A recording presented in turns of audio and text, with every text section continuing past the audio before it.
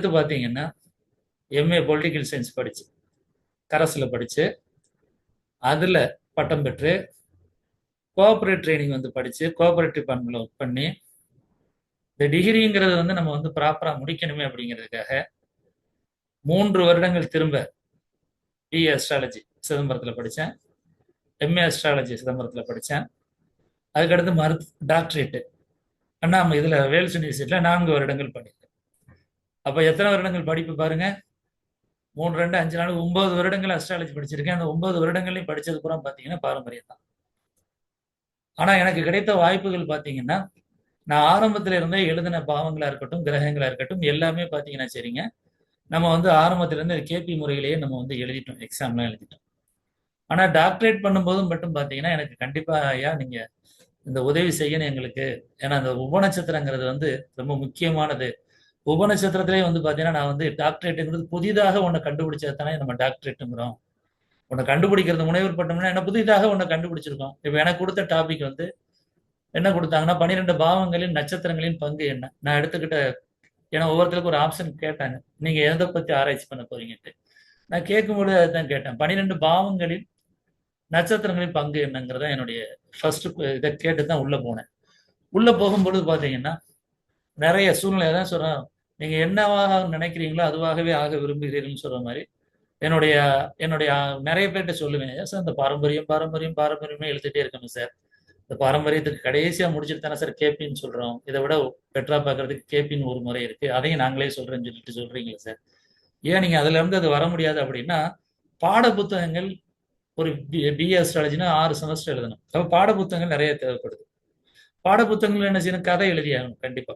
நம்ம ஆரம்பத்தில் படிச்ச பூகோளம் எல்லாமே கண்டிப்பா எழுதியாகணும். சூரியன்னா என்ன, சந்திரன்னா என்ன அப்படிங்கிறதுக்கு நம்ம என்னெல்லாம் அது கீழியத்தில் இது பண்ணப்பட்டது சரிங்களா. 1000 அணுகுண்டுகள் வெடிக்கக்கூடிய சக்தி வந்து சூரியன்ல இருக்கு. இந்த மாதிரி விஷயங்களை நம்ம நிறைய, அதாவது காரணகாரியம் இல்லாம என்னென்னலாம் படிக்கணுமோ அதெல்லாம் படிக்க வேண்டியிருக்கு. அதனால நமக்கு சிலபஸ் வேணும். சிலபஸ்ங்கிறது கேபியில் வந்து அவ்வளவு வராது. அப்படின்னால வந்துட்டு சப்ஜெக்ட் வைஸா பார்த்தா அவங்களுக்கே தெரியும், நிறைய படிச்சிருப்போம். நானும் அது கடந்து தான் வந்திருக்கேன், அதனால சொல்ல வர்றேன். இது போக பாரம்பரியமும் தனிப்பட்ட முறையில் படிச்சிருக்கேன். மாந்திரிகம் போயிருக்கேன், அதுல என்னதான் இருக்கு அப்படின்னு தெரிஞ்சுக்கிறதுக்காக. மையின்னு சொல்றாங்களே அது என்னன்னு தெரிஞ்சுக்கிறதுக்காக படிச்சிருக்கேன். ஏன்னா ஒரு விஷயத்த தெரியாம நம்ம போய் ஒரு விஷயத்துல வந்து நம்ம வந்து பாத்தீங்கன்னா இதுல இல்ல, நம்ம நினைக்கிற அளவுக்கு இல்லைங்கிறது நம்ம நம்ம விமர்சனம் பண்ண முடியாது. ஏன்னா நம்ம தெரியாம போய் ஒரு விஷயத்த போய் சொன்னோம்னு வச்சுக்கிறோங்க, உங்களுக்கு என்னங்க தெரியும். ஏன்னா நான் வந்து ஆஹ், எல்லாருமே வந்து டாக்டரேட் முடிக்கும் போது அவங்கவுங்க ஜட்ஜெட்டை பத்தி ஒரு ஆராய்ச்சி 100 பேரையாவது சந்திச்சு ஆராய்ச்சி பண்ணி அதன் ரீதியாக வந்து கொடுக்கணும். கொடுக்கும் பொழுது ஒரு 6 7 பேர் உட்காந்து எக்ஸாம் பண்ணுவாங்க. அதுல அருள்வேல் சார், அவர் வந்து ஆக்சுவலாக கேபி ஜோதத்தில் படிச்சதுனால அவருக்கு ஓரளவுக்கு புரியும். மற்றவங்களாம் பார்த்தீங்கன்னா எல்லாமே பாரம்பரியம் படிச்சவங்க தான் வந்து இன்டர்வியூ பண்ணாங்க. எனக்கு வந்து அந்த பெர்மிஷன் கொடுத்தது வந்து வேல்ஸ் யூனிவர்சிட்டியில் அப்போ வந்து எங்களுக்கு ஹெச்ஓடியா இருந்த ஐயா பிரித்திங்கர சாமி வந்து அந்த அந்த வாய்ப்பை கொடுத்தாரு. சரிங்க தம்பி, உங்களுக்காக அந்த வாய்ப்பு தரேன் அப்படின்ட்டு எனக்கு மட்டும்தான் அந்த வாய்ப்பை கொடுத்தாரு. முதலாக உபநட்சத்திர முறையில், கேபியினுடைய உபநட்சத்திர முறையிலேருந்து உள்ள போய் அதை நட்சத்திர ரீதியா எப்படி பார்க்கணும், நட்சத்திர ரீதியா எப்படி பார்க்கணுங்கிறது பிரிச்சு கட்டுரையாவே கொடுத்தாங்க. கட்டுரையாக கொடுக்கும் பொழுது அதை வந்து, ஏன்னா நம்ம எக்ஸ்போஸ் பண்ணலை.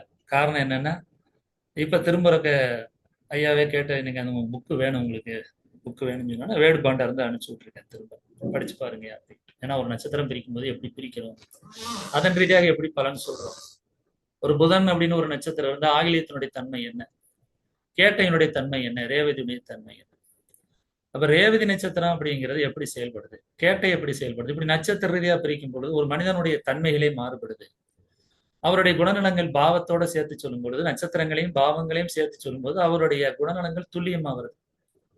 ஒருத்தருடைய ஜாதகத்துல ஏன் அவர் வந்து இப்படி கோவப்படுறாரு, ஏன் இப்படி பொறுமையா இருக்காரு, ஏன் குழந்தை பாக்கியம் இல்லை அப்படிங்கிற பொழுது ஒன்றுக்குமே நட்சத்திரங்கள் ரீதியாக வந்து பிரிக்கும் பொழுது துல்லியம் வருது. குழந்தை பாக்கியம்னு வந்தா கூட அது குருன்னு நம்ம எடுத்துக்கிட்டா கூட அந்த குருல 3 நட்சத்திரங்கள் இருக்கு. பூரட்டாதின்னு ஒண்ணு இருக்கு.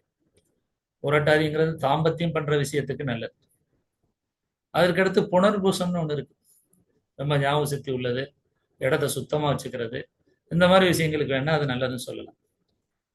அதே நீங்க விசாக நட்சத்திரம் எடுத்துக்கிட்டீங்கன்னா, விசாக நட்சத்திரத்தை பொறுத்தவரையில உங்களுக்கு வந்து பாத்தீங்கன்னா குழந்தை பாக்கியம், குழந்தை பாக்கியத்துக்கு ஒரு ஒரு ஒரு ஆண் பெற்றும் மற்றும் பெண்ணினுடைய உயிரணுக்கள் ஒரு பெண்ணினுடைய கர்ப்பப்பைக்கு வந்து பாத்தீங்கன்னா விசாக நட்சத்திரம் நல்லா இருக்கணும்.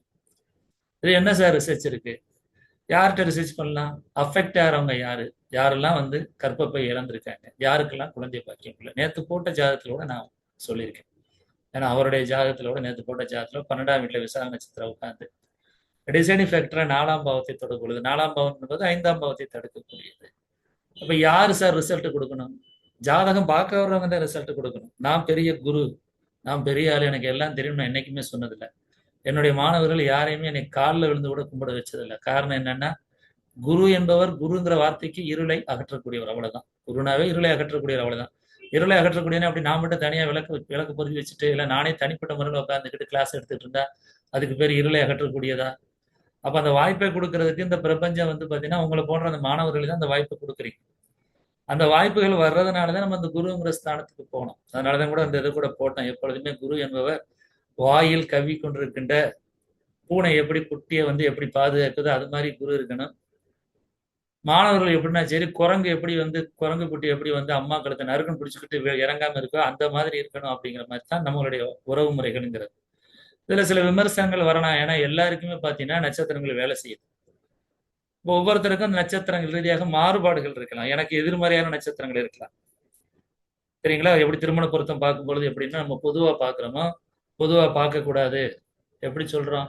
மன பொருத்தம்னா என்ன சொல்றோம்? மனதுக்கு ரீதியாக அந்த நட்சத்திர பொருத்தம் இருக்கா? லக்ன பொருத்தம்னா என்ன சொல்றோம்? எதிர் எதிர் நட்சத்திரங்கள் வந்துடக்கூடாது. யானையும் யானையும் சிங்கத்தையும் சேர்க்க முடியுமா? யானையும் புலியும் சேர்க்க முடியுமா? யானையும் குதிரையும் சேர்க்கலாம், யானையும் பசுமாட்டையும் சேர்க்கலாம், யானையும் ஆடையும் சேர்க்கலாம், யானையும் பூனையும் கூட சேர்க்கலாம். எதெல்லாம் சேர்க்கக்கூடாது, எந்தெந்த இடத்துல சேரலாம் அப்படிங்கிற மாதிரி விஷயங்கள்லாம் நிறைய திருமண பொருத்தம் அந்த மாதிரி விஷயங்கள் நம்ம பார்க்கலாம். இது மாதிரி வந்து ஒரு சில உங்களுக்கு என்னுடைய நட்சத்திர ரீதியாக உங்களுக்கு ஒரு எதிர் நட்சத்திரம் இருக்கலாம், பிடிக்காம கூட போகலாம். அதை பற்றிய கருத்துக்களுக்கு நம்ம இங்கே வர அதை பற்றி ஆர்கியூமெண்ட்டுக்கு நம்ம பிரச்சனைக்கு போக வேண்டியது. இங்கே படிக்க வந்ததுக்கு பின்னாடி நான் திரும்ப திரும்ப சொல்றது அவ்வளவுதான். ஏன்னா எல்லாருமே பேசிக் அஸ்ட்ராலஜி படிச்சிருப்பீங்க, பாவங்களை பத்தி படிச்சிருப்பீங்க, கிரகங்களை பத்தி படிச்சிருப்பீங்க.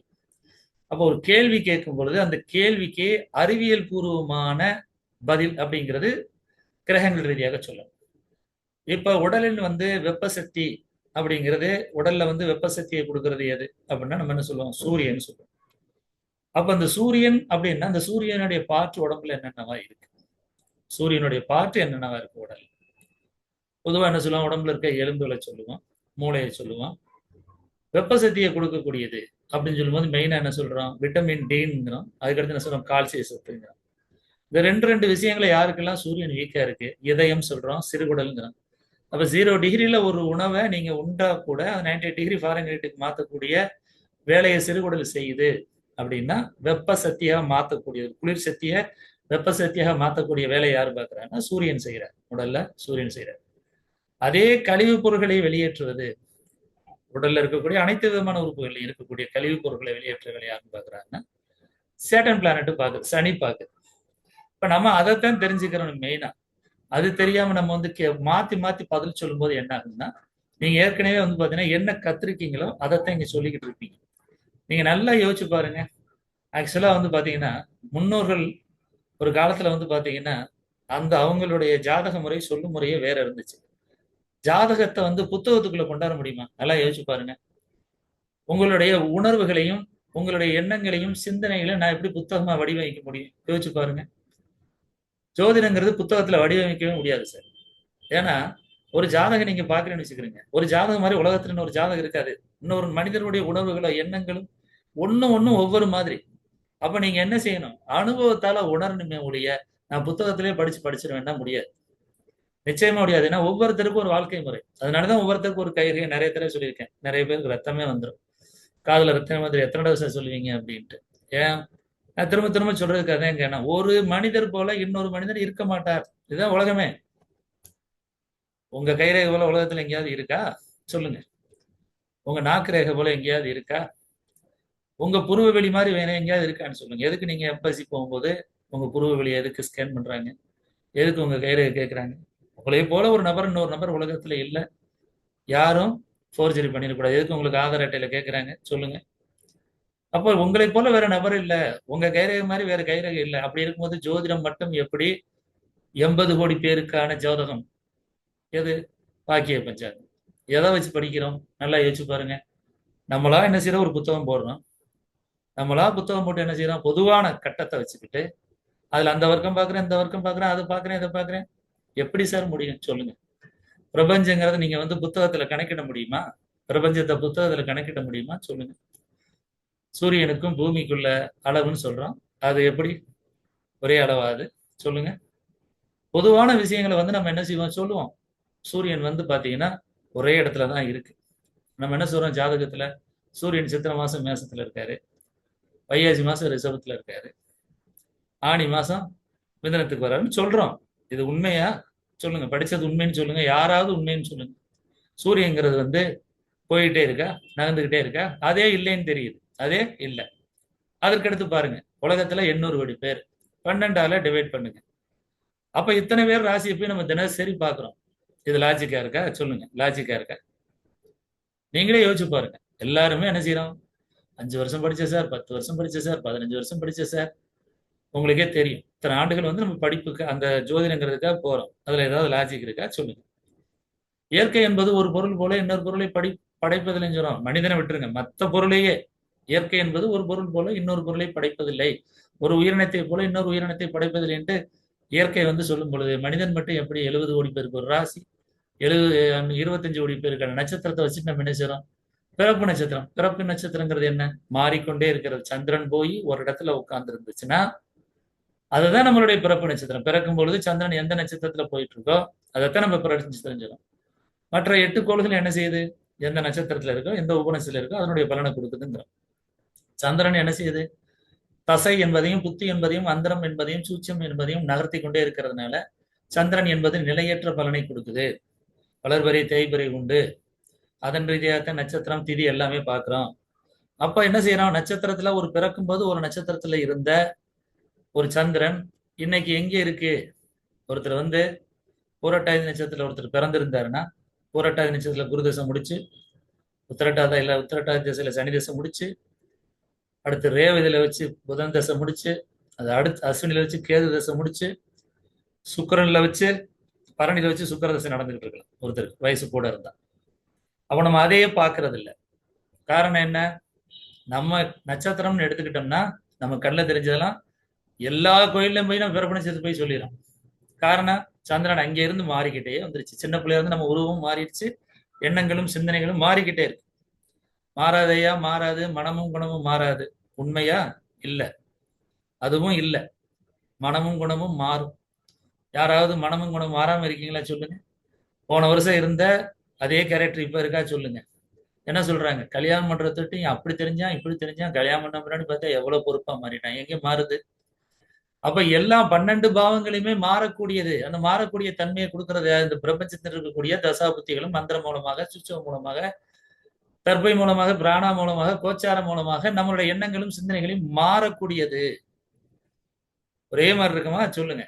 ஒரே மாதிரி இருந்தீங்கன்னா என்னாச்சு? அது கல்லு. நம்ம என்ன செய்வோம்? சூழ்நிலைக்கு தகுந்தவாறு மாறுறோம். உடல் ரீதியா மாறுறோம், எண்ணங்கள் ரீதியா மாறுறோம். அப்படி நிறைய விஷயங்கள் வந்து மாற்றங்கள் இருக்கு. நம்ம அதை பத்தியே படிக்காம பொதுவா என்ன சொல்றோம்னா இந்த ராசி இப்படித்தான், இந்த ராசிக்காரங்களுக்கு பாத்தீங்கன்னா சரி பாருங்க, யோகம் சனி பயிற்சி வந்து யோகம் அடிக்க போகுது, குரு பயிற்சி வந்து பாத்தீங்கன்னா சரி சனி பயிற்சி வந்தனால கஷ்டம் வரப்போகுது, குரு பயிற்சி வந்தாலும் நன்மை அப்படிங்கிற பொதுவான விஷயங்கள் தான் படிக்கிறோம். இப்ப நிறைய தடவை நம்ம பேசிட்டோம். இதையே நம்ம நிறைய தடவை பேசிட்டோம். குரு வந்தா 12 வருடங்களே உலகம் சுபிச்சமா இருக்குமே, ஏன் ஆகல? சுக்கரதசை எல்லாத்துக்கும் தானே வருது. சுக்கரதசை 20 வருடத்துல அப்ப எல்லாருமே கோடீஸ்வரன் ஆயிருப்பாங்கல்ல, ஏன் ஆக மாட்டாங்க? சனி வந்தா உலகமே அழிஞ்சிடும்னா அப்ப எத்தனை பேர் சனி தசை கிராஸ் ஆகுது? 7.5 சனி, கண்ட சனி, பொங்கு சனி எல்லாம் விட்டுருங்க. சனி புத்தி வருது, சனி தசை வருது, அப்பெல்லாம் என்ன ஆகும்? ஏன்னா ஒவ்வொரு தசைகளையும் சனி புத்தி இருக்கு. அப்ப ஆட்டோமேட்டிக்கா அந்த 2.5 வருடத்திலேயே அவரே ஆட்டோமேட்டிக்கா இப்ப அந்த கிட்டத்தட்ட அந்த அந்த வருடங்களுக்கு தகுந்தவாறு அந்த சனி புத்தி வரும்போது அவர் ஆட்டோமேட்டிக்கா க்ளோஸ் ஆயிருக்கணும். ஏன் ஆக மாட்டாரு? அப்ப அது எல்லாமே லாஜிக் இல்ல, உண்மை இல்ல. நம்ம என்ன செய்யறோம்னா நம்மளை அப்படியே மூளைச்செலவு பண்ணிட்டாங்க. மூளைச்செலவை யார் பண்றா? ஒரு குறிப்பிட்ட இன்ஸ்டியூஷன் மட்டும் என்ன செய்யுதுன்னா சரிங்க, அங்கே உட்கார வச்சு ஒரு 50 பேரை படிக்க வைக்கிறது. 30 பேரை ஒரு விளம்பரம் கொடுக்குறாங்க. விளம்பரம் கொடுத்தா என்ன செய்யறான்? ஒரு 30 பேர் படிக்க போறோம். அந்த 30 பேர்ல இருந்து ஒரு ஆசிரியர் அடுத்த பேஜுக்கு, 30 பேர்ல இருந்து ஒருத்தர் ஆசிரியர். அவர் என்ன செய்வாரு? அதை சொல்லி கொடுத்ததை அப்படியே அவர் வந்து கிளிப்புள்ள மாதிரி சொல்லுவார். நான் அதை குறைய சொல்லல. இந்த முறை இப்படித்தான் போயிட்டு இருக்கு. அதுல இருந்து என்னைக்கு நம்ம மாற போறோம்? அடுத்த பரிணாமம் கேபி அப்படிங்கிறோம். அந்த கேபிக்கு என்னைக்கு பரிணாமம் வைப்போம்? சரி, கேபியே பார்க்கும்போது என்ன சொல்றோம்? கேபியில நிறைய பேர் படிச்சவங்க வந்திருப்பீங்க. கேபியில படிக்கும்போது நிறைய பேர் படிச்சவங்க வந்திருப்பீங்க. கேபியில பாத்தீங்கன்னா தெரியும், 2 4 6 10 வருது சார். இந்த பாவம்லாம் வந்தா எங்களுக்கு பணம் கிடைக்குமா சார்? எப்ப பணம் கிடைக்கும்? 2னா தான் பணம், 4னா சொத்து, 6னா வேலை, 10னா உயர் பதவி. அப்ப நம்ம என்ன படிக்கிறோம் அங்கேயுமே? இது எது வேலை செய்யறது அப்படிங்கிறது தெரியல. நட்சத்திரம் எப்படி வேலை செய்யும்? உபநட்சத்திரம் எப்படி வேலை செய்யும்? ஒரு கிரகம் போய் நேரடியாக எப்படி பலன் கொடுக்குது? அப்ப அது 9 விதமான பலனை எப்படி பார்க்கிறது? அப்ப எதுவுமே இல்லாம என்ன செய்யறேன்னா, இப்ப வரையுமே இந்த ஜோதிட உலகம் இந்த லெவல்ல தான் இருக்கு. நான் வந்து அடிச்சு சொல்ல முடியும் என்னால. 100% என்னால அடிச்சு சொல்ல முடியும். ஏன்னா நம்ம வந்து என்ன செய்யறோம்னா, புத்தகத்தை படிச்சுட்டே இருக்கோம். புத்தகமே படிக்க தேவையில்லை சார், திரும்ப திரும்ப சொல்றேன். நான் கிட்டத்தட்ட 12 வருடங்களாக வகுப்படுத்தா கூட இடையில 2 வருடங்கள் வகுப்படுத்தா கூட முக்கியமான நேரங்களில் மட்டும் நான் எடுத்திருக்கேன். ஆன்லைன் கிளாஸ் எடுத்திருக்கேன். இருந்தாலும் நான் ஒரு நாள் கூட புத்தகத்தை படிச்சு எடுத்ததில்லை அப்படின்னா, இப்ப நீங்க என்ன சார் பெரிய மேதாவியான்னு கேட்டுற வேண்டாம். தேவையில்லை சார்ன்னு சொல்றேன். ஒரு விஷயத்த வந்து உணருங்கன்னு சொல்றேன். நிறைய படிக்க வேண்டாம். இதுல படிக்கிறதுல ஒண்ணும் இல்லை. உங்களுடைய வாழ்க்கை முறை, உங்களுடைய நண்பர்களுடைய வாழ்க்கை முறை எப்படி இருக்கு? அது கிரகங்கள் ரீதியாக வரும்போது எப்படி இருக்குது? எந்த கிரகங்களாக இருக்கும் அப்படிங்கிறத செயல்படுத்தி பாருங்க. கிரகங்களுடைய தன்மை, அதற்கு உள்ள 27 நட்சத்திரங்களுடைய தன்மை மனிதர்களுக்கு வந்து பிரதிபலிக்கும் அப்படிங்கிறத சொல்லிட்டாங்க. அதற்கான விடைகள் தேடுதல், அதற்கான தேடுதல் இருந்தா மட்டும் போதும். நீங்க ரொம்ப போய் சார் நான் வந்து பாத்தீங்கன்னா கட்டுக்கட்டா புக் வச்சிருக்கேன் சார், சாக்கு சாக்கா வச்சிருக்கேன், வச்சிருந்து என்ன செய்ய போறோம்? என்ன ஆச்சு? ஏதாவது ப்ரூஃப் இருக்கா? கிட்டத்தட்ட 2 வருடம் படிச்சோம் சார் பாரம்பரியம், 3 வருடம் படிச்சோம் சார், 3 வருடம் கழிச்சு இன்னைக்கு நான் நல்லா சொல்றேன் அப்படிங்கிறது ப்ரூஃப் இருக்கா? சொல்லுங்க. இல்ல. என்ன சொல்றோம்? ஏதாவது ஒண்ணு நடந்துரும். நான் சொன்னேன் நடந்துருச்சுன்னா ஏதாவது ஒண்ணு நடந்துரும். அப்படி இல்ல. எத்தனை ஜாதகம் பார்த்தாலும் அத்தனை ஜாதகத்துக்கு கரெக்டான தீர்வு கொடுக்கணும். இப்ப அதற்கான தீர்வுகள் எப்படி பார்க்கணும் அப்படின்னா நிறைய பார்க்க வேண்டியிருக்கு. 243 விதமா பார்க்க வேண்டியிருக்கு. நம்ம என்ன செய்யறோம்? 27 நட்சத்திரம் அப்படிங்கிற லெவல்ல இருந்து அடுத்து என்ன பண்ணோம்? 27 இன்ட்டு 4. அதுலயும் பஞ்சபூதங்கள்ல 4 பூதங்களாக நெருப்பு, நிலம், காற்று, நீர். 4 மட்டும் எடுத்து என்ன பண்ணோம்? 27 இன்ட்டு 4 108 பாதங்களுக்கு அடுத்த பரிணாமம் வந்தோம். அவ்வளவுதான். அதுக்கடுத்து பரிணாமம் சொல்லும் பொழுது என்ன பாச்சு? இரட்டை குழந்தைகள் 1 நிமிட இடைவெளியில், நல்லா புரிஞ்சுங்க, 1 நிமிட இடைவெளியில் இல்ல 2 நிமிட இடைவெளியில் பிறக்கக்கூடிய இரட்டை குழந்தைகளுக்கு எப்படி ஒரே மாதிரி பலன் வரும்? அடுத்த பரிணாமம் அவ்வளவுதாங்க. அந்த பரிணாமமே பாத்தீங்கன்னா சரிங்க துல்லியம் இல்ல. அந்த பரிணாமமே பாத்தீங்கன்னா துல்லியம் இல்ல. அடுத்து ஒரு பரிணாமம் இருக்கு அப்படிங்கறத நான் சொல்ல வர்றேன். நீங்க வந்து இதை எப்படி சார் உங்களுக்கு நான் விளக்க முடியும்? கிட்டத்தட்ட 5 மாதத்துக்குள்ள ஒரு 65 பேருக்கு விளக்கிறீங்க. அந்த 65 பேர் படிச்சுட்டு வர்றாங்க. இப்போ புதுசா ஒரு 35 பேர் வர்றீங்க. கிட்டத்தட்ட ஒரு 100 பேருக்கு. 100 பேருங்கிறது பெரிய சாதனை தாங்க. கிட்டத்தட்ட 5 மாதங்கள்ல 100 பேர்லாம் கொண்டாடுறது பெரிய விஷயங்கள். காரணம் என்ன? வெளியே நம்ம சொல்லலாம் வேண்டாம். சார் எனக்கு 2000 பேர் படிச்சிருக்காங்க சார், எனக்கு 3000 பேர். ஒரு பிரயோஜனம் இருக்காது. ஒரு மனிதர்களை ஒரு ஜோதிடரை உருவாக்குறது ரொம்ப கஷ்டம். ஏன்னா அவங்களுக்கு ஒரு தன்மை இருக்கும். அந்த தன்மைக்கு தகுந்தவாறு தான் அவங்களால வந்துட்டு ஜோதிடம் வராதுங்கிறது வேற. அதை உள்ள கொண்டு போறதுக்கு ஒவ்வொருத்தருக்கும் ஒவ்வொரு மாதிரி விஷயங்கள் இருக்கு. அப்ப அந்த மாதிரிலாம் விஷயங்கள் வரும்போது யாரு எப்படி? ஒரு சில பேர் எளிதா கத்துக்குறாங்க. ஒரு சில பேர் பாத்தீங்கன்னா கொஞ்சம் காலமா. ஒரு சில பேர் குழந்தை பாக்கியத்துல ரொம்ப சூப்பரா சொல்லுவாங்க. ஒருத்தர் திருமணத்தை பத்தி சூப்பரா சொல்லுவார். ஒருத்தர் வீடு கட்டுறதை பத்தி சூப்பரா சொல்லுவார். ஒருத்தர் வேலையை பத்தி சூப்பரா சொல்லுவார். காரணம் என்னன்னா அவங்கவங்க ஜாதகத்துல அவங்களுக்கு என்னென்னலாம் கொடுப்பனை இருக்கோ அதன் ரீதியாக பாத்தீங்கன்னா சரிங்க, அவங்களுக்கு வந்து அந்த நல்ல அமைப்பு இருக்கு. அந்த நல்ல அமைப்பு இருக்கும். அதனால ஜாதகத்தை பொறுத்தளவுல நமக்கு நிறைய படிக்கணும் அப்படிங்கிற யாராவது இருந்தீங்கன்னா தயவு செய்து மறந்துடுங்க. யாராவது நிறைய படிக்கணும் சார், வயசாகி போச்சு சார், வயசாகி போனதுலாம் ரெண்டு ரெண்டு விஷயங்கள் நீங்க வந்து ஞாபகம் வச்சுக்கலாம். என்னென்னா ஞாபக மறதி கொஞ்சம் இருக்கும். ஏன்னா யங்ஸ்டர் இருந்தால் சரி, பொதுவாக என்ன செய்யணும்னா ஞாபக மறதி கொஞ்சம் நல்லா ஞாபக சக்தி கொஞ்சம் நல்லா இருக்கும். ஒரு சில பேருக்கு பார்த்தீங்கன்னா அந்த ஞாபக மறதி வந்து கொஞ்சம் கஷ்டம் மாதிரி தெரியும். சார் கொஞ்சம் நிற்க மாட்டேங்குது சார், படிச்சது கொஞ்சம் நிற்க மாட்டேங்குது சார் அப்படிங்களுக்கு வந்து பார்த்தீங்கன்னா அது கொஞ்சம் பிரச்சனை இருக்கும். நான் என்ன சொல்றேன்னா ரொம்பலாம் வேண்டாம், சிம்பிளா படிச்சுக்கிறேங்க. 4னாவே பொதுவா சேர்த்து வைக்கிறது. 2னா பணம், 6னா உழைப்பு இல்லாட்ட வேலை, 7னா திருமணம் இல்ல வெளி உலகம், 8னா கஷ்டம், 9னா என்ன சொல்றோம்? நல்லா செலவழிக்கிறது, ஊர் சுத்துறது, 10னா என்ன சொல்றோம்? ஒரு விஷயத்தை பொறுப்பா செய்யறது, 11னா என்ன செய்யறோம்? ஒரு விஷயத்தில் நம்ம வந்து சந்தோஷமா இருக்கோமா, திருப்தியா அந்த வேலையை செஞ்சு கொடுக்குறோமா, 12னா என்ன செய்யறோம்? ஓய்வு எடுக்கிறது இல்ல வெளிநாடுகளில் போய் இருக்கிறது. இந்த மாதிரி விஷயங்கள் தான், ஒன்றும் பெருசா எல்லாம் இல்லை. கிரகங்களை பொறுத்தளவுல சூரியன் படிப்போம். சூரியன்ங்கிறது யாரை சொல்றோம்? பாரம்பரியத்துல படிச்சிருப்பீங்க. சூரியன் என்ன? தந்தை. அடுத்து என்ன படிக்கிறோம்? சூரியன் அரசாங்கம் படிக்கிறோம். வேற என்ன படிக்கிறீங்க? சூரியத்துல அதிகாரங்கள் படிப்பீங்க. உத்தரவு போடுறவங்க, அதிகாரம் பண்றவங்க, அரசாங்கம், இதெல்லாம் வந்து சூரியன்ல வருது. அப்ப அந்த வேடை வச்சுட்டு நீங்க சொன்னா போதும், அவ்வளவுதான். 2ஆம் பாவத்துல சூரியன் தான் என்ன சொல்லுங்க, அதிகாரமா பேசுவார், அவ்வளவுதான். பாவங்களை வச்சு சொல்ல போறோம், அவ்வளவுதான். அதே கெட்டு போச்சுன்னா என்ன சொல்ல போறோம்? சூரியன் சார்ந்த நோய்கள் வரும், ஹார்ட் அட்டாக் வரும், ஸ்பைனல் கார்டு பிரச்சனை வரும், எலும்புகள் பலவீனமா இருக்கும், கால்சிய சத்து குறைபாடா இருக்கும். சரிங்களா? இதுதான் சூரியனுடைய விஷயங்கள். கண்ணாடி போட்டிருப்பாங்க, பார்வையில பிரச்சனை இருக்கும், கண்ணாடி போட்டிருப்பாங்க, தலைவலி வரும். இதுதான் சூரியன் கெட்டு போயிடுச்சு. இதே சந்திரனா என்ன சொல்றோம்? அம்மான்னு சொல்றோம். சந்திரன்னா அம்மான்னு சொல்றோம். அந்த 4ஆம் பாவத்துல தூக்கி போட்டுருங்க. 4ஆம் பாவத்துல எத்தனை இருக்கு? நேர்மை இருக்கு, ஒழுக்கம் இருக்கு, கட்டுப்பாடு இருக்கு, சிக்கனம் இருக்கு, வாகனம் இருக்கு, சொத்து இருக்கு, பிளாட் இருக்கு. அதுல ஒண்ணு என்ன சொல்றோம்? பாதுகாப்புன்னு ஒண்ணு இருக்கு. அப்ப தாய்னா யாரு? பாதுகாப்பு. அதனாலதான் 4ஆம் பாவத்துல அம்மான்னு ஒண்ணு வச்சிருக்காங்க. அவ்வளவுதான் ஒழிய நீங்க உடனே 4ஆம் பாவம்னா தாய்ங்கிறதே போகலாம். தாய்னா சந்திரன் தான், அம்மா. ஏன் அதை சொல்றோம்? மற்ற பிளானட்லாம் என்ன செய்யுது? சூரியனை சுற்றி வருது, தன்னைத்தானே சுற்றி கொண்டு. சந்திரன் மட்டும் தான் என்ன செய்யுது? 3 வேலையை செய்யுது, தன்னைத்தானே சுற்றி கொண்டு பூமியையும் சுற்றி கொண்டு என்ன செய்யுது? சூரியனையும் சுற்றி வருது. ஏற்கனவே சொன்னது மாதிரி சூரியன் எங்கேயும் சுத்துறது இல்லை. கோள்கள் சுத்தும் பொழுது அந்த 12 பாவங்கள்ல ஏற்படக்கூடிய 12 ராசிகள்ல ஏற்படக்கூடிய மாற்றங்களை தான் நம்ம என்ன செய்றோம்? ராசி கட்டமா நம்ம வந்து பிரிச்சு எடுத்து அந்த நட்சத்திர ரீதியா நம்ம என்ன செய்றோம்? பலன் சொல்றோம். அப்ப ஜாதகத்தை பொறுத்தளவு நீங்க எங்கேயும் அலைய தேவையில்லை. ரொம்ப எல்லாம் ரிஸ்க் எடுக்க வேண்டாம்னு சொல்றேன் சார். என்னைய பொறுத்தளவுல ரொம்ப பயப்படாதீங்க. பயந்தீங்கன்னா வராது. நல்லா பாருங்க. பய உணர்வு வந்துருச்சுனாவே எதுவுமே வராது. மரணங்கிறது எதனால வருதுன்னு நினைக்கிறீங்க? பயத்தினாலதான் மரணமே வருது. எப்ப மரணம் வராதுன்னு சொல்றீங்க? யூரின் போகல, மோசன் போகல, எதுவுமே உள்ள இறங்கல. உள்ள இறங்கலன்னு அர்த்தம் கழிவு பொருளை வெளியேற்றுற வேலையை சனி செய்யலைன்னு அர்த்தம். முடிஞ்சு போச்சு, அவுட்டு. அப்ப அதுக்கு காரணம் என்ன? பயம்.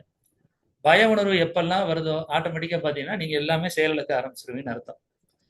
அதனால எப்போதுமே என்னன்னா, மத்ததெல்லாம் விட்டுருங்க. இத்தனை வருஷம் படிச்சோம், 2 வருஷம் படிச்சோம், 5 வருஷம் படிச்சிருப்பீங்க. ஐயாலாம் ஒரு சில ஐயாலாம் சொன்னாங்கிறத 20 வருஷமா படிச்சுட்டு இருக்கீங்க எல்லாம் சொன்னவங்களா இருக்கீங்க. அதெல்லாம் விட்டுருங்க. நமக்கு இப்ப தேவை வந்துகிட்டு என்ன? கிரகங்களையும் பாவங்களையும் மட்டும் நல்லா படிச்சுட்டு அதை நம்ம எப்படி வந்து அப்ளை பண்ண போறோம்? அப்ளை பண்ணிட்டு எப்படி பலன் சொல்லணும்? கிரகங்களையும் பாவங்களையும் சேர்த்து எப்படி பலன் சொல்லணும்? சந்திரன் வந்துச்சுன்னு வச்சுக்கிறோங்க, என்ன சொல்லுவாங்க? சந்திரனை பொறுத்தவரை மாறிக்கொண்டே இருப்பது, கற்பனை திறன் சொல்றோம், அம்மானுங்கிறோம், இறக்க குணம்ங்கிறோம். தெரியுதுங்களா? அப்ப அந்த மாதிரி என்ன சொல்றோம்? அதை நோயின்னு வந்துச்சுன்னா என்ன சொல்லுவோம்? ஜலதோஷம் சொல்லுவோம். புரியுதுங்களா? பிபி வர்றது, ப்ரெஷர் வர்றது, ரத்தத்துல white cell, red blood cell, இந்த மாதிரி இதுல ஏதாவது மாறுபாடு ஏற்படுறது, இந்த மாதிரி விஷயங்களை வந்து என்ன சொல்றோம்? சந்திரனுக்கு என்னவோ அதை சொல்ல போறோம். ஈஸ்னோபுலியா வர்றது, ஆஸ்மா வர்றது, இந்த மாதிரி சந்திரன் சார்ந்த நோய்கள் சொல்ல போறோம். அதுக்கடுத்து செவ்வாயின்னு வந்தா என்ன சொல்ல போறீங்க? பொதுவா உழைக்கக்கூடியவங்க செவ்வாயினாவே விவசாயம் சொல்றோம், சகோதரன்கிறோம். செவ்வாயினாவே சகோதரன்கிறோம். அது மூத்தவராக இருந்தாலும் சரி, சின்னவராக இருந்தாலும். நீங்க 3ஆம் பாவம்னா இளைய சகோதரங்க, 11ஆம் பாவம் மூத்தம்னா அதில் எதுக்காக சொல்லி கொடுத்துருக்காங்க? துருவ கணிதம் எழுதுறதுக்கு. 3 0ன்னா தம்பி இல்ல, 11 1ன்னா அண்ணன் ஒண்ணு. இது வந்து துருவ கணிதம் எழுதுறதுக்கு தான் நீங்க சொல்றது. 9ஆம் பாவத்துல அப்பான்னா சூரியன் தான் அப்பா. எதுக்காக 9ஆம் பாவத்துல சொல்லி வச்சிருக்காங்கன்னா 9 0ன்னா அப்பா இல்ல, 9 டிக்குன்னா அப்பா இருக்காரு, 9 பலம்னா என்ன சொல்லுவோம்? அப்பா நல்லா இருக்காரு. 9 0 போட்டிருந்தா இந்த மாதிரி வந்து துருவ கணிதம் எழுதுறதுக்காக தான் இந்த பாவங்களை நீங்க பார்க்கணுமே ஒழிய, கிரகங்களை பொறுத்தவரை செவ்வாயினாவே சகோதரர் தான். மனைவினா சுக்கிரன், கணவர்னா செவ்வாய் பெண்ணுக்கு. இந்த மாதிரி ஒவ்வொரு விஷயங்களுமே பார்த்தீங்கன்னா நீங்க ப்ரூஃபே பார்க்கலாம். சந்திரன் உங்களுக்கு கெட்டு போச்சுன்னா மாமி ஆகாதுங்கிற தைரியமா சொல்லலாம் ஒரு பெண் ஜாதகத்தை. என்ன சார், சந்திரன் அம்மால இருந்து மாமியா மாறிட்டீங்கன்னா ஆஃப்டர் மேரேஜ் ஆட்டோமேட்டிக்கா மாறிடும். அது நீங்க எல்லாமே கண் கூட பார்க்கலாம், ரெக்கார்டாவே பார்க்கலாம். உங்களுக்கு அவங்க மாமியாவுக்கு ஆகாதுன்னா ஆமாங்க சார், அவங்கள்ட்ட தான் எங்க பிரச்சனை ஓடிட்டு இருக்குன்னு 100% சொல்லுவாங்க. அப்போ 100% செல்லக்கூடிய அந்த ஜாதகத்தை ஏசர வர மாட்டீங்க. நாங்க ஒரு காலத்துல 60,000 பீஸ் போட்டிருந்தேன், பிளஸ் 1 லேக். அப்பெல்லாம் வந்து பாத்தீங்கன்னா சரிங்க, எங்களுக்கு ரிஸ்க் இருக்காது. ஆனா இப்ப என்ன தோணுதுன்னா, ஏஜ் ஆனவொடனே ரெஸ்பான்சிபிள் கூட வந்துருச்சு. ஒரு நல்ல ஜோதிடம் வெளியே கொண்டுட்டு போகணும். அது எவ்வளவு துல்லியம் இருக்கு. நம்ம மட்டும் கையில வச்சுட்டு நம்ம போகக்கூடாது. ஜாதகம் மட்டும் பார்த்து நம்ம சம்பாதிக்கிறதுல இருக்கக்கூடாது. எப்படியாவது கொண்டு போய் சேர்க்கணுங்கிற அந்த தாட் இருக்கு. ஏன்னா தமிழகங்கிறது பழைய மாதிரி இல்லை. நாங்க 2013 14 பாத்தீங்கன்னா எஸ்எம்எஸ் பண்ணிக்கிட்டு இருக்கோம். இப்ப அப்படி இல்லை. எல்லாருமே பேச ஆரம்பிச்சிருப்பாங்க. இந்த ஒருத்தன் பண்றானமையா, இளங்கன்னு ஒருத்தன், கேயின்னு ஒருத்தன் பண்றானமையா, அப்படின்லாம் எல்லாத்துக்கும் தெரிய ஆரம்பிச்சிடும். ஏன்னா அந்த அளவுக்கு வந்து கம்யூனிகேஷன் ஈஸியா போச்சு. வாட்ஸ்அப்புங்கிறோம், ஃபேஸ்புக்குங்கிறோம், இன்ஸ்டாகிராம்ங்கிறோம், சரிங்களா? எல்லாமே நிறைய வந்துருச்சு. அதனால வந்து இப்போ ஒன்றும் நம்ம வந்து ஈஸியா வெளியே போறதுக்கு திறமை இருந்தா போதுங்க. திறமை இருக்கணும், ஸ்டஃப் இருக்கணும். நம்ம என்ன வேணாலும் பண்ணலாம். என்ன சொல்றோம்? நீங்க யாரை வேணாலும் கூப்பிட்டு வாங்க, ஜாதகம் பார்ப்போம். ஜாதகம் நாங்க போடுறோம், நீங்களும் போடுங்க. யாரு நல்லா இருக்கான்னு இடையில உள்ளவங்க சொல்லிட்டு போக கூட, ஜாதகம் பாக்குறவங்க சொல்லிட்டு போகணும் தான் சொல்றோம். நம்ம திரும்ப திரும்ப என்ன சொல்றோம்? ஜாதகம் பார்க்க வர்றாங்க இல்லையா, அவங்க சொல்லட்டும். உங்க ஜோதிடம் பெருசா, எங்க ஜோதிடம் பெருசா? நாங்க வந்து எல்லாமே நாங்க வந்து பெருசா 100% சொல்றோம் அப்படிங்கிறத யாரு சொல்லணும்? ஜாதகம் பார்க்க வர்றவங்க சொல்லட்டும் தான் நம்ம சொல்றோம். அதனால வந்து பாத்தீங்கன்னா, அந்த கேரண்டி தர்றேன். நிச்சயமா தர்றேன். நீங்களும் அத உணருவீங்க. உங்க ஜாதகம் தான் போட்டு நம்ம அத பார்க்க போறோம். உங்க ஜாதகம் பார்க்கும்பொழுது, அதன் ரீதியாக உங்களுடைய அந்த இதெல்லாம் தெரியும். அதனால ஜாதகத்த பொறுத்தவரையில புதுசா சேர்ந்து வந்தவங்களுக்கெல்லாம் வந்து பாத்தீங்கன்னா, நன்றிய தெரிவிச்சுக்கிறேன். வகுப்புகள பொறுத்தவரை வந்து பாத்தீங்கன்னா, ஞாயிற்றுக்கிழமைன்னு இருக்காதுங்க. 2 நாளைக்கு ஒரு தடவ வகுப்புகளுக்கு தகுந்தவாறு அந்த கேப் இருக்கும். ஒரு சில வகுப்புகள்ல பயிற்சியா குடுப்போம். பயிற்சியா குடுத்தோம்னா, பொதுவா என்ன செய்வோம்னா, நமக்கு 2 விஷயமான விஷயங்கள தான் படிக்க போறோம். இந்த 2 விதமான விஷயங்கள் படிக்கிறதுல என்ன படிக்கிறாங்க? அதிகமா என்ன கேட்க வருவாங்கன்னு நினைப்பீங்க? ஒண்ணு இல்லைங்கிறத கேட்க வருவாங்க. இன்னொன்னு வந்து பார்த்தீங்கன்னா, கஷ்டம்னு வருவாங்க. இந்த 2க்கு தான் நம்மட்ட வருவாங்க. நல்லா இருக்கவங்க யாருமே நோட்ட தூக்கிட்டு நம்மட்ட வரவே மாட்டாங்க சார். அது கேரண்டியா சொல்றேன். யாராவது ஒருத்தர் நோட்ட தூக்கிட்டு என்கிட்ட வந்தாங்க சார். நான் வந்து 5 வீடு கட்டியிருக்கேன். ஏன் சார்? 2 கார் வச்சிருக்கேன் சார். ஏன் சார்? எனக்கு 5 குழந்தை இருக்கு சார். ஏன் சார்? அப்படின்லாம் வரமாட்டாங்க. அதனால அந்த இத விட்டுருங்க. நம்மட்ட வர்றவங்க 2டே கேட்டகரி தான். என்ன? சார் வேலை இல்ல சார். குழந்தை இல்ல. வீடு இல்ல. தெரியுதுங்களா? இத தெரிஞ்சுக்கிட்டா போதும். இல்லாம பண்ற பாவம் எது? 1. 2வது என்ன? கஷ்டம். ஒரு பாவத்தை செயல்படும் பொழுது எந்த பாவத்துக்கு கஷ்டத்த குடுக்கும்? இந்த 2 விஷயம் தெரிஞ்சா போதும். ஒரு நம்பர் தான் இங்க செயல்படும். ஜாதகத்த பொறுத்தவரை எப்படி இருக்கும்னா, புதுசா வந்தவங்களுக்காக காமிக்கிறேன். ஜாதகத்த பொறுத்தளவுல என்ன மாரி இருக்கும் அப்டின்னா,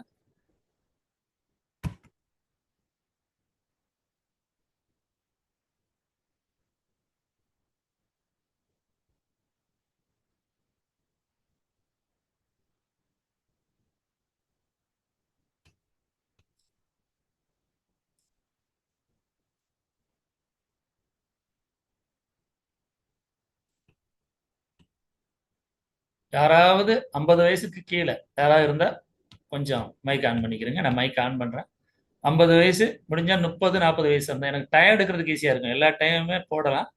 நான் இப்போதைக்கு ஏன் கேட்குறேன்னா, கொஞ்சம் கரெக்ட்டா டயம் இருக்கும். அதுக்காக கேட்குறேன். யாராவது 50 வயசுக்கு கீழ, இல்ல 40 வயசுக்கு கீழ யாராவது இருந்தா, கொஞ்சம் ஜாதகம் சொந்தா சொல்லுங்க. வெங்கடேஷ் வந்திருக்கீங்களா? மதுரை வெங்கடேஷ் வந்திருக்கீங்களா? மதுரை வெங்கடேஷ். இருங்க, இருங்க. மைக் ஆன் பண்ணு.